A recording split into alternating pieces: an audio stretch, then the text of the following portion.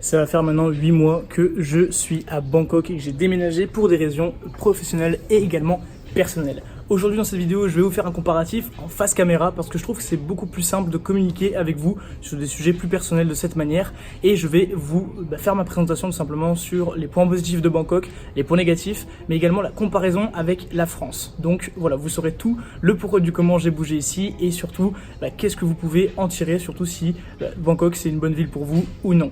Voilà, juste avant qu'on commence cette vidéo, je vous invite à vous abonner, activer la cloche de notification et on est parti. Alors aujourd'hui je réponds à cette question parce que vous avez été beaucoup de personnes à me la poser tout simplement en FAQ sur Instagram. D'ailleurs si vous ne me suivez pas encore sur Instagram, vous l'avez juste en bas de cette vidéo qui est sur l'écran à droite ou à gauche et je vous invite à aller faire un tour juste après parce que je partage du contenu beaucoup plus personnel et avec beaucoup plus de proximité, toujours pour vous apporter plus de valeur et de motivation. Donc maintenant rentrons dans le vif du sujet par rapport à Bangkok. Donc Bangkok, il faut le savoir, donc c'est la capitale de la Thaïlande et ça va faire bientôt 8 mois que je vis ici et que j'ai mon appartement ici, donc je suis engagé, que j'ai mes contrats, que je paie mes factures, etc. Donc voilà, je suis plus à l'hôtel, c'est plus du tout ça, même si j'ai commencé par là. Alors, il faut savoir qu'en 8 mois, j'ai pas mal évolué, notamment au niveau de mes business, mais également au niveau de mon perso. Et forcément, j'ai de l'expérience à vous partager et surtout des conseils à vous donner. Donc, clairement, cette vidéo, si vous souhaitez vous expatrier ou si vous hésitez à partir, que ce soit en Asie ou dans n'importe quel pays, eh bien, vous allez pouvoir tirer des conseils parce que j'ai voyagé avant d'arriver ici. Je vais vous dire pourquoi est-ce que j'ai choisi également Bangkok. Trêve d'introduction, maintenant rentrons dans le vif du sujet. Déjà, pourquoi Bangkok, pourquoi la Thaïlande?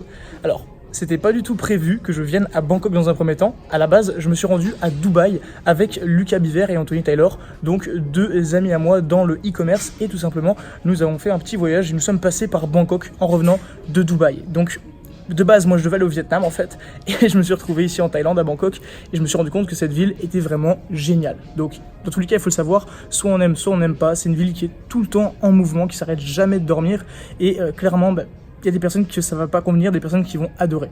Personnellement, moi j'ai adoré parce que je me suis senti vraiment libre de pouvoir faire ce que je voulais, quand je voulais. Si par exemple à 2h du matin j'ai faim ou je veux faire quelque chose, eh bien je peux le faire. Et ça c'est vraiment pour moi la notion de la liberté, de ne pas avoir de contraintes temporelles ni géographiques et bien sûr financières. Donc ça c'était un point très positif.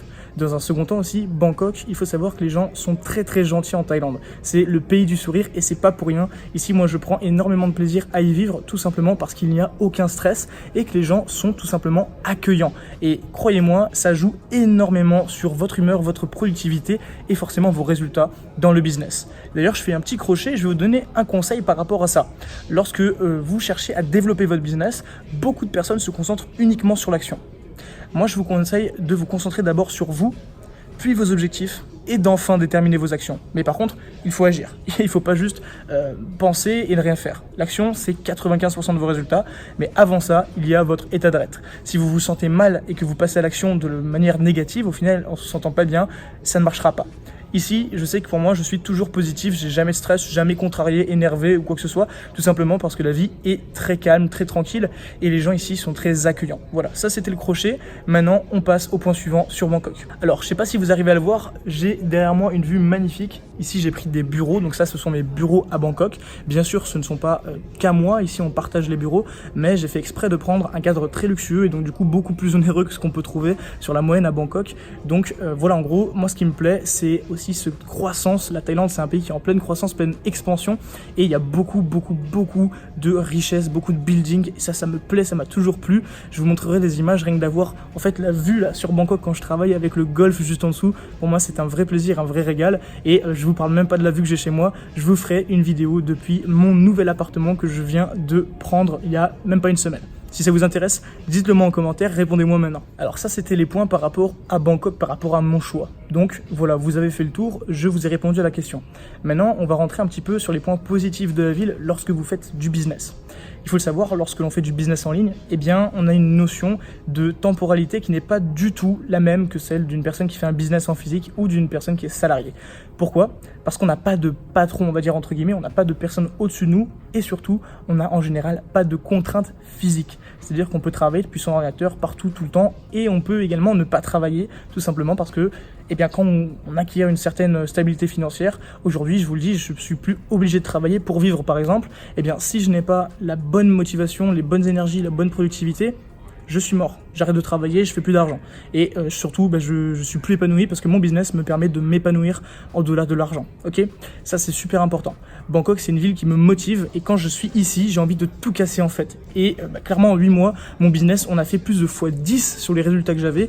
C'est-à-dire que pour 1 euro que j'arrivais à faire là, il y a 8 mois, aujourd'hui j'en fais 10 et ça c'est le minimum.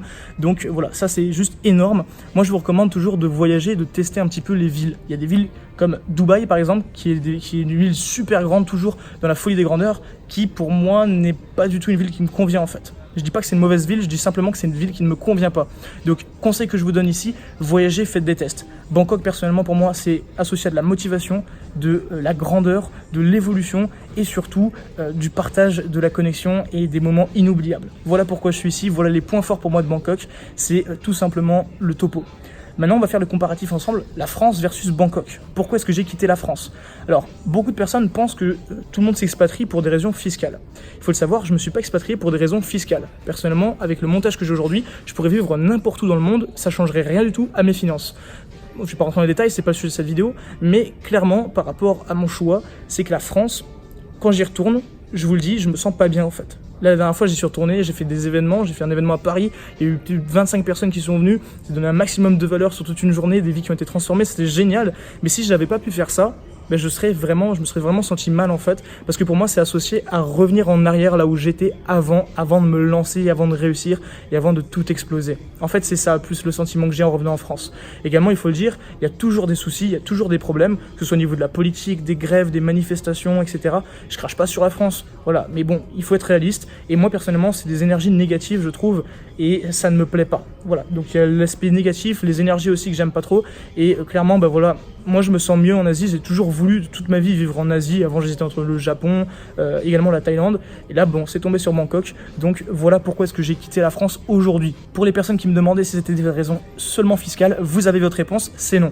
Maintenant si vous devez faire un choix entre la France et Bangkok, ou la France et une autre destination, premièrement je vous dirais peser le pour et le contre, parce que lorsque vous changez totalement de pays, moi quand je suis arrivé à Bangkok c'est la première fois que je changeais complètement de pays, que j'avais jamais pris l'avion, enfin c'est plus de 12 heures d'avion en vol direct avec la France, c'est à plus de 12 000 km Bangkok de la France. Croyez-moi, quand on se retrouve tout seul, qu'on doit s'assumer même si on a de l'argent et qu'on doit vraiment se débrouiller de A à Z dans un pays où on ne parle pas la langue, etc. Eh bien moi ça m'a vraiment fait de l'effet, ça m'a fait peur et je sais que je suis sorti énormément de ma zone de confort. Et aujourd'hui j'ai 20 ans, je suis totalement autonome, je vis dans un cadre complètement fou, il faut le dire, il faut redescendre un peu sur terre parfois. Et vraiment voilà, tous mes objectifs, j'arrive à les accomplir ici. Voilà pourquoi est-ce que je suis à Bangkok, tout simplement. Vous voyagez, testez des villes, si vous voulez me dire à Bangkok, eh bien vous pouvez essayer, mais dans tous les cas ça ne veut pas dire que les conseils que je vous donne et le retour que je vous fais là sera la même expérience que vous allez vivre forcément sur votre voyage ou votre visite dans une ville en particulier. Donc j'ai fait le tour de cette vidéo. Si vous avez des questions, des remarques ou même tout simplement des sujets à me proposer pour des futures vidéos, dites-le moi. J'espère que ce nouveau format vous plaît un petit peu, où je suis plus proche avec vous avec ce format selfie. Dans tous les cas on se retrouve demain à 18 h et pour ceux qui souhaitent vraiment aller plus loin, vous avez les liens en description, notamment une formation gratuite et même des programmes beaucoup plus avancés où je vous apprends à faire vous aussi votre business et vous aussi générer de l'argent en dropshipping. Voilà, c'est vous qui voyez. En tout cas, moi, ça m'a permis d'être là et de vous faire cette vidéo et je vous laisse dans ce cadre magnifique. On se retrouve demain à 18 h sur YouTube.